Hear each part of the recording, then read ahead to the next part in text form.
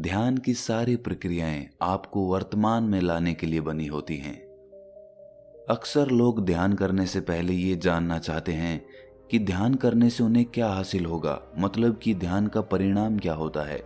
ये गौर करने की बात है कि ये सवाल जो उसके मन में उठ रहा है, ये भविष्य की चिंता का ही रूप है। क्योंकि ध्यान तो अभी करना होता है, लेकिन उसका परिणाम हमेशा भविष्य में मिलता है। और इसी तरह हमारा मन कहीं ना कहीं भविष्य या अतीत की चिंताओं में घिरा रहता है, और ध्यान हमारे मन और मस्तिष्क को भविष्य और अतीत से खींचकर वर्तमान में लेकर आता है।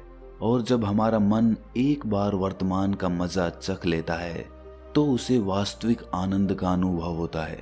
एक इंसान की पूरी जिंदगी अगर 2 शब्दों में समाहित की जाए तो वो 2 शब्द होंगे सुख और दुख।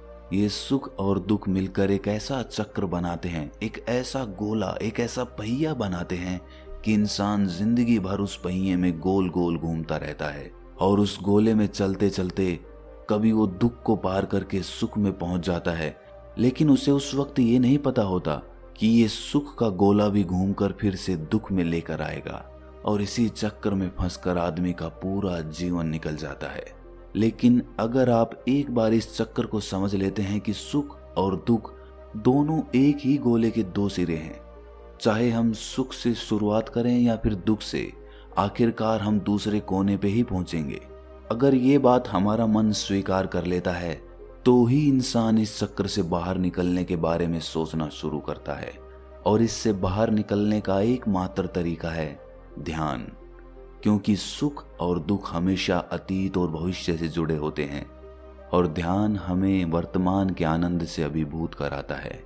आज की जो मैं आपको कहानी सुनाने वाला हूं वो आपको सुख और दुख के चक्र से निकालकर वर्तमान के आनंद की एक झलक प्रदान करेगी। इससे पहले कि आप इस कहानी में खो जाएं, इस चैनल को सब्सक्राइब जरूर कर लें। एक बार की बात है, एक नौजवान युवक बुद्ध के पास आता है और उनसे कहता है कि हे बुद्ध, क्या आप मेरे एक सवाल का जवाब देंगे? बुद्ध ने मुस्कुराते हुए कहा कि पूछो, क्या पूछना है। इसके बाद उस युवक ने कहा कि हे बुद्ध, मेरी उम्र अभी बहुत ज्यादा नहीं है, लेकिन मैं बहुत परेशान रहता हूँ, बहुत दुखी रहता हूँ। मैं आपसे ये जानना चाहता हूँ कि मेरे जीवन में अभी से इतने दुख हैं, तो मेरी जिंदगी तो अभी बहुत बाकी है। क्या मेरे जीवन में दुख बढ़ते ही रहेंगे? क्या इन दुखों से छुटकारा पाने का कोई रास्ता नहीं है? ये सुनकर बुद्ध कहते हैं कि कहाँ है तुम्हारे दुख? मुझे तो दिखाई नहीं दे रहे। ये सुनकर वो युवक कहता है कि हे बुद्ध, दुख तो मेरे अंदर है, मेरे भीतर है, वो आपको कैसे दिखाई देंगे? ये सुनकर बुद्ध उस युवक से पूछते हैं कि क्या तुम्हें अपने दुख दिखाई देते हैं? वो युवक कहता है कि हाँ बुद्ध, मैं अपने दुखों को भली भांति देख पा रहा हूँ। तब बुद्ध ने पूछा कि इन दुखों का मूल क्या है? बुद्ध में और उस युवक में चर्चा चल ही रही होती है कि तभी एक भिक्षु दौड़कर वहां पर आता है। वो भिक्षु तथागत बुद्ध के कान में कुछ कहता है। इसके बाद बुद्ध उस युवक से कहते हैं कि चलो, आज मैं तुम्हें जीवन का सत्य दिखाने के लिए एक जगह पर लेकर चलता हूँ। वहां पे तुम्हें कुछ भी नहीं बोलना है, चुपचाप सारी बातें सुनते रहना है। इसके बाद तुम्हें अपने सारे प्रश्नों के उत्तर खुद ही मिल जाएंगे। ये कहकर वो युवक गौतम बुद्ध के पीछे पीछे चलने लगता है। कुछ दूर चलने के बाद गौतम बुद्ध एक घर में प्रवेश करते हैं। घर में प्रवेश करने के बाद वो युवक और तथागत बुद्ध देखते हैं कि वहां पर बहुत सारे लोग इकट्ठे हो रखे हैं, और बीच में चारपाई पर एक वृद्ध आदमी लेटा हुआ है। बुद्ध को देखते ही सभी लोगों ने उनके लिए राह बनाई, और बुद्ध उस आदमी के पास वहीं उसकी चारपाई पर जाकर बैठ जाते हैं। वो युवक भी पास में ही बैठ जाता है। इसके बाद वो वृद्ध आदमी जो चारपाई पर लेटा हुआ था कहना शुरू करता है कि हे बुद्ध, मैं नहीं जानता कि मेरे जीवन में कितनी सांसें और बची हैं। पता नहीं किस वक्त मुझे भगवान के घर से बुलावा आ जाए। हे बुद्ध, मैं मरने से पहले अपने कुछ सवालों के जवाब आपसे जानना चाहता हूँ। मुझे पता है कि उन सवालों के जवाब आप ही मुझे दे सकते हैं, इसीलिए मैंने आपको यहाँ पर बुलाया है। इसके बाद उस वृद्ध आदमी ने कहना शुरू किया कि हे बुद्ध, अपने आखिरी वक्त में मुझे अपने बचपन के दिन बहुत याद आ रहे हैं। मैं अपने बचपन के दिनों को याद करता हूँ और सोचता हूँ कि वो भी क्या दिन थे। ना कुछ पाने की फिक्र, ना कुछ खोने का गम। बचपन के उन दिनों को याद करके मेरी आंखों में आंसू आ जाते हैं। मुझे लगता है कि कितनी आज़ादी थी उस समय। मेरा मन कितना खुला हुआ था। मन में कुछ भी पाने की इच्छा नहीं थी। जिस भी खेल में लग जाते थे उसी खेल में पूरे दिन लगे रहते थे। लेकिन कुछ समय बाद जैसे जैसे मैं बड़ा होने लगा वैसे वैसे लोग मुझे जिंदगी की दौड़ में आगे निकलने के लिए कहने लगे। मेरे पिता अक्सर मुझसे कहा करते थे कि तुम पढ़ाई में अपने भाई जैसे क्यों नहीं हो, तुम दूसरे लोगों से पीछे क्यों रहते हो। ये सब सुन सुनकर मेरा मन बहुत बेचैन रहने लगा। लोग मुझे बहुत ताने देते थे क्योंकि ना तो मैं खेल में अच्छा था और ना ही पढ़ाई में अच्छा था। सब लोग मुझे किसी और की तरह बनने के लिए कहते थे और उनके तानों से तंग आकर मैंने जीवन में कुछ हासिल करने का निश्चय किया। मैंने अपने आप से वादा किया कि मैं भी अपने भाई की तरह एक कामयाब इंसान बनूंगा और इसके लिए मैं दिन रात मेहनत करने में लग गया। शुरुआत में बहुत मुश्किलें आईं, बहुत निराशा हाथ लगी, लेकिन मैंने हार नहीं मानी और मैंने खुद अपना व्यापार खड़ा कर लिया। उसके बाद मुझे कुछ पाने का एहसास हुआ। मुझे बहुत खुशी हुई क्योंकि जो लोग मुझे ताने देते थे वही लोग अब मेरे आगे पीछे घूमने लगे थे। कुछ वक्त बाद एक रईस बेटी के साथ मेरी शादी हो गई और उसके बाद मुझे लग रहा था जैसे मेरा जीवन स्वर्ग बन गया हो। कुछ साल बाद मुझे 2 बेटे प्राप्त हुए। दोनों बहुत ही सुंदर और हष्ट-पुष्ट थे। अब मेरा मन मेरे बच्चों के लिए कुछ करने को उत्सुक हो गया। मैं और भी ज्यादा धन कमाने में लग गया और जल्द ही मैं अपने नगर का सबसे बड़ा व्यापारी बन गया। सब कुछ अच्छा चल रहा था, लेकिन अनहोनी को कौन टाल सकता है। एक दिन अचानक मेरी पत्नी मुझे छोड़कर चल बसी। इससे मुझे बहुत गहरा आघात पहुंचा। मैं कई दिनों तक अपने घर से बाहर नहीं निकला। मेरे बेटे मुझे हिम्मत देते थे कि पिताजी, माताजी तो नहीं रही और जो हो चुका वो वापस नहीं आ सकता, लेकिन हम दोनों भाई आपका हमेशा साथ देंगे, आपकी हमेशा सेवा करेंगे। आपको किसी बात की कोई चिंता करने की आवश्यकता नहीं है। और धीरे धीरे मैंने भी अपने मन को समझा लिया कि अब तो मुझे अपनी प्रिय पत्नी के बिना ही जीना पड़ेगा। इसीलिए मैंने अपना मन अपने बेटों के साथ जोड़ लिया। उनकी खुशी में ही मुझे खुशी होती थी, उनके दुख में ही मुझे दुख होता था।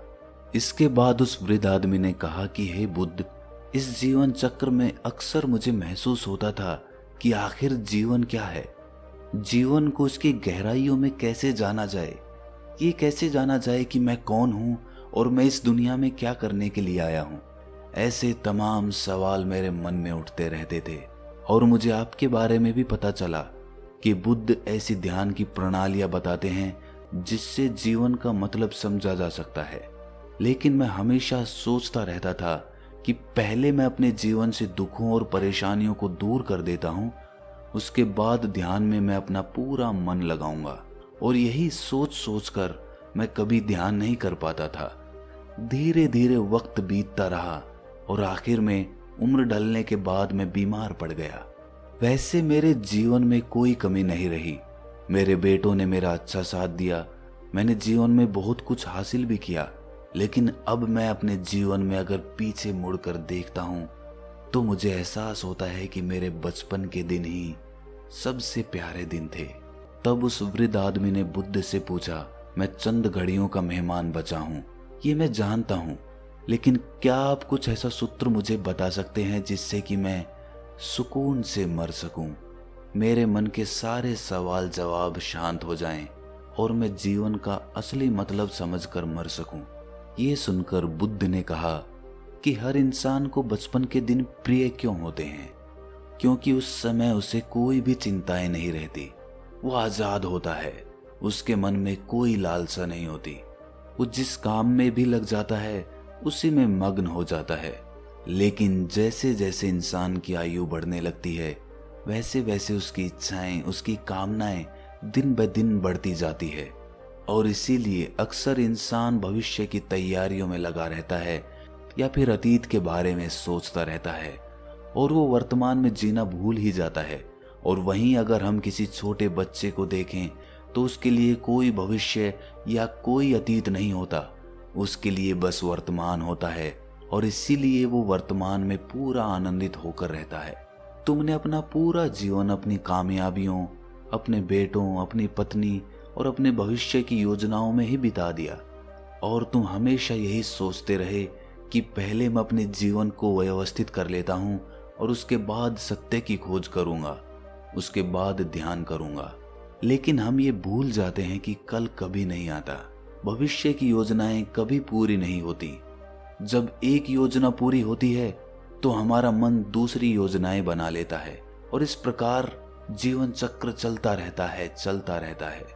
और अब आखिरी समय में जब मृत्यु तुम्हारी सैया पर लेटी हुई है तो तुम्हें एहसास हो रहा है कि मैंने जीवन में कुछ भी हासिल नहीं किया। अब तुम्हें लग रहा है कि जो भी तुमने किया उसमें से तुम एक सुई भी अपने साथ नहीं ले जा सकते। अगर यही बात तुम उस वक्त समझ लेते, मृत्यु कभी निश्चित होकर नहीं आती, वो तो कभी भी आ सकती है। अगर ये बात उस वक्त तुम्हारा मन समझ लेता तो तुम उसी वक्त ध्यान और सत्य की खोज में लग जाते। तुम कोई ऐसी चीज खोजने की कोशिश करते जो तुम्हारे साथ जा सके, जो तुम्हें परिपूर्णता से मरने का मार्ग दिखा सके। उस वृद्ध आदमी ने हाथ जोड़कर बुद्ध से कहा कि हे बुद्ध, ये तो मैं जानता हूं कि मुझसे गलतियां हुई हैं। मैंने अपने जीवन को सार्थक रूप से जिया ही नहीं और इस बात का मुझे बहुत गहरे में एहसास हो चुका है। लेकिन मैं आपसे फिर से वही सूत्र जानना चाहता हूं कि क्या मैं अभी परिपूर्णता के साथ नहीं मर सकता? क्या मुझे अभी सत्य की कोई झलक नहीं मिल सकती? ये सुनकर बुद्ध ने उस आदमी का हाथ सहलाते हुए कहा कि अब तो एक ही सूत्र समझने लायक रह जाता है और वो सूत्र ये है कि तुमने जीवन में जो कुछ भी पाया या जो कुछ भी खोया वो सब यहीं पर छोड़कर चले जाओ। उसे अपने मन के साथ जोड़कर मत ले जाओ। अपने मन में ये भाव पैदा करो कि तुमने अपने जीवन से बहुत कुछ सीख लिया और वास्तविकता में तुमने अपने जीवन में बहुत प्रगति की है, क्योंकि तुमने ये जान लिया है कि जीवन में कुछ भी सार्थक नहीं है और ये जानना भी बहुत बड़ी उपलब्धि होती है। लोग जीवन भर जीते जीते मर जाते हैं लेकिन उन्हें जीवन की निरर्थकता का कोई पता नहीं चलता। इसीलिए अभी अपने मन से सारे सवाल गिरा दो और ये भाव पैदा करो कि जीवन में जो कुछ जानने जैसा था वो मैंने जान लिया है और अब जीवन में कुछ भी जानने जैसा नहीं बचा है। जब तुम इस भाव, इस बोध से भर जाओगे तो तुम बिल्कुल खाली होकर मृत्यु को प्राप्त हो जाओगे। और वास्तविकता में यही मरने की कला होती है। हमने जीवन में जो कुछ भी पाया, जो कुछ भी खोया, वो इसी दुनिया का था और वो यहीं पर रह जाएगा। हमारे साथ कुछ भी नहीं जाएगा। हम खाली जाएंगे, हम बिल्कुल खाली जाएंगे। और जो लोग अपने मन से बिल्कुल खाली होकर जाते हैं, वास्तव में उनके अंदर ज्ञान का दीप जल जाता है और वो आगे चलकर दूसरे जन्मों में उस निर्वाण की स्थिति को प्राप्त कर सकते हैं। लेकिन उससे पहले तुम्हें इस जीवन की निरर्थकता को समझना होगा। यहाँ पर कुछ भी पाना या कुछ भी खोना कोई मायने नहीं रखता। इसके बाद बहुत देर तक उस वृद्ध आदमी ने कोई सवाल नहीं पूछा और वो मुस्कुराते हुए मृत्यु को प्राप्त हो गया। इसके बाद बुद्ध ने उस नौजवान युवक से पूछा कि क्या तुम्हें अपने सवालों के जवाब मिले, और मिले तो तुम्हें क्या जवाब मिले, सभी को बताओ। उस युवक ने कहा कि हे बुद्ध, मुझे अपने सवालों के जवाब मिल गए हैं। इस वृद्ध आदमी के जीवन चक्र से मैं समझ गया हूं कि जीवन में कुछ भी पाने जैसा नहीं होता। सुख हो या दुख हो, सब कुछ यहीं पीछे रह जाता है और अगर हम इसी चक्र में फंसे रह जाएंगे तो हम सत्य को कभी नहीं जान पाएंगे। इसीलिए जीवन में सुख और दुख तो चलते ही रहेंगे, इसके साथ साथ चलते हुए ही हमें सत्य की खोज करनी पड़ेगी। लेकिन बुद्ध, मेरे मन में अब भी एक सवाल बाकी है जिसका जवाब जानना सबके लिए बहुत ज्यादा जरूरी है। मेरा सवाल है कि मैं ध्यान की यात्रा करने के लिए बहुत प्रेरित हुआ हूं, लेकिन मुझे कोई मार्ग नहीं पता। ध्यान कैसे किया जाता है? कि ध्यान की सभी प्रक्रियाएं तुम्हें होश में लाने के लिए ही बनी है, तुम्हें वर्तमान में लाने के लिए बनी है। अगर तुम किसी भी काम को पूरी उपस्थिति के साथ, पूरे एकाग्र भाव से अपने आप को पूरा इकट्ठा करके कर सकते हो तो तुम ध्यान में ही होते हो। लेकिन हमारा ध्यान इधर उधर भटकता रहता है। अपना काम करते करते वर्तमान में रहने के लिए मैं तुम्हें एक छोटी सी विधि बताता हूँ, जिसके जरिए तुम अपना काम भी कर सकते हो और ध्यान को भी समझ सकते हो। जब भी तुम चलते फिरते हो, उठते बैठते हो, सिर्फ अपनी सांसों पर ध्यान लगाना शुरू करो। सांस किस नाक से आ रही है, किस नाक से जा रही है, नाक के कौन से कोने से टकरा रही है, सिर्फ तुम उसके साक्षी भर हो जाओ। सिर्फ उसको देखते रहो। कुछ भी काम कर रहे हो, चल रहे हो, फिर रहे हो, खाना खा रहे हो, सिर्फ अपनी सांस पर ध्यान लगाओ। और ये करते वक्त तुम्हें महसूस होगा कि तुम्हारा दिमाग, तुम्हारे विचार तुम्हें इधर उधर ले जाते हैं, लेकिन थोड़ी देर बाद तुम्हें फिर से होश आएगा कि तुम्हें अपनी सांसों पर ध्यान लगाना है और तुम्हारा ध्यान फिर से सांसों पर टिक जाएगा। और धीरे धीरे जब तुम अपने विचारों को देखने लगोगे तो तुम पाओगे कि विचार विलीन होने लगे हैं। तुम्हारे अंदर बस एक खाली मैदान बचा हुआ है। सारे सवाल जवाब विलीन हो चुके हैं। इसके बाद बुद्ध ने कहा कि सांसें जो होती हैं वो वर्तमान में चलती है, ना ही वो भविष्य में चलती हैं, ना ही अतीत में चलती है। वो वर्तमान होता है, वही वर्तमान स्थिति होती है। और जब तुम अपनी सांसों से जुड़ जाते हो तो तुम वर्तमान में ध्यान लगाना सीख जाते हो, क्योंकि सांसें जिन पर तुम ध्यान लगा रहे हो वो वर्तमान में चल रही होती है। इसके बाद धीरे धीरे कदम दर कदम तुम्हें ध्यान का खुद ही एहसास होने लगेगा। फिर तुम जो भी काम करोगे उसमें तुम्हारा पूरा चित्त लगा होगा। तो शुरुआत वहीं से करो जहां पर तुम हो। यहीं से, अभी से अपनी सांसों को पकड़ना शुरू कर दो। तो दोस्तों, कैसी लगी आपको ये कहानी कमेंट सेक्शन में जरूर बताना, और अच्छी लगी तो इस चैनल को सब्सक्राइब करना मत भूलना। तो मिलते हैं अगली कहानी में, तब तक के लिए अपना ख्याल रखें।